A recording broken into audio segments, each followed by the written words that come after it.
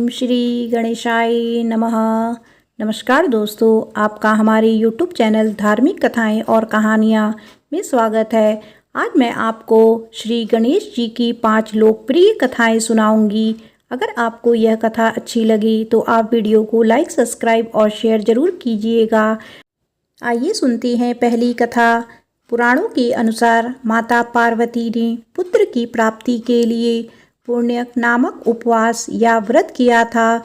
इसी उपवास के चलते माता पार्वती को श्री गणेश पुत्र रूप में प्राप्त हुए। इस व्रत के लिए शिवजी ने इंद्र से पारिजात वृक्ष देने को कहा, परंतु इंद्र ने इसके लिए इनकार कर दिया। तब उन्होंने पार्वती के व्रत के लिए पारिजात के एक वन का ही निर्माण कर दिया था। शिव महापुराण के अनुसार माता पार्वती को गणेश जी का निर्माण करने का विचार उन्हीं की सखी जया और विजया ने दिया था। उनकी सखियों ने उनसे कहा था कि नंदी और सभी गण सिर्फ महादेव की आज्ञा का ही पालन करते हैं, इसीलिए आपको भी एक ऐसे गण की रचना करनी चाहिए जो सिर्फ आपकी ही आज्ञा का पालन करे।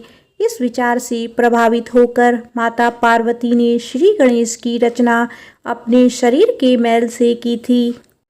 आइए सुनते हैं भगवान श्री गणेश की दूसरी कथा। एक कथा के अनुसार शनि की दृष्टि पड़ने से शिशु गणेश का सिर जलकर भस्म हो गया था। इस पर दुखी पार्वती से ब्रह्मा ने कहा, जिसका सिर सर्वप्रथम मिले उसे गणेश के सिर पर लगा दो। पहला सिर हाथी के बच्चे का ही मिला। इस प्रकार गणेश गजानंद बन गए। दूसरी कथा के अनुसार गणेश जी को द्वार पर बिठाकर पार्वती जी स्नान करने लगी। इतने में शिव आए और पार्वती के भवन में प्रवेश करने लगे। गणेश जी ने जब उन्हें रोका तो क्रुद्ध शिव ने उनका सिर काट दिया। इन गणेश जी की उत्पत्ति पार्वती जी के चंदन के मिश्रण से की थी। जब पार्वती जी ने देखा कि उनके बेटे का सिर काट दिया गया है तो वे क्रोधित हो उठी। उनके क्रोध को शांत करने के लिए भगवान शिव ने एक हाथी के बच्चे का सिर गणेश जी के सिर पर लगा दिया और वह जी उठा। आइए सुनते हैं भगवान श्री गणेश की तीसरी कथा। एक बार शिव जी की तरह ही गणेश जी ने कैलाश पर्वत पर जाने से परशुराम जी को रोक दिया था। उस समय परशुराम कर्तवीर्य अर्जुन का वध करके कैलाश पर शिव के दर्शन की अभिलाषा से गए हुए थे। वे शिव के परम भक्त थे। गणेश जी के रोकने पर परशुराम जी गणेश जी से युद्ध करने लगे। गणेश जी ने उन्हें धूल चटा दी। तब मजबूर होकर उन्होंने शिव का दिए फरसे का उन पर प्रयोग किया, जिसके चलते गणेश जी का बायां दांत टूट गया। तभी से वह एक दंत कहलाने लगे।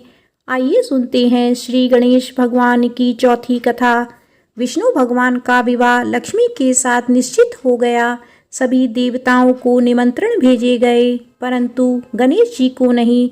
भगवान विष्णु की बारात जाने के समय सभी देवता आपस में चर्चा करने लगे कि गणेश जी नहीं हैं। फिर सभी ने विष्णु जी से पूछा तो उन्होंने कहा कि हमने गणेश जी के पिता भोलेनाथ महादेव को न्योता भेजा है।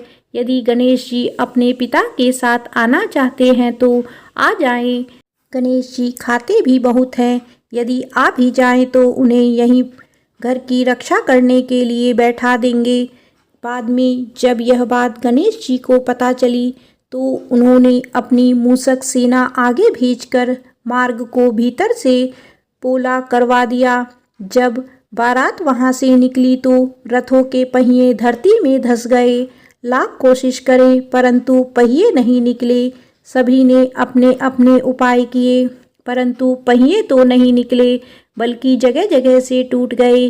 किसी की समझ में नहीं आ रहा था कि अब क्या किया जाए। तब नारद जी ने कहा, आप लोगों ने गणेश जी का अपमान करके अच्छा नहीं किया।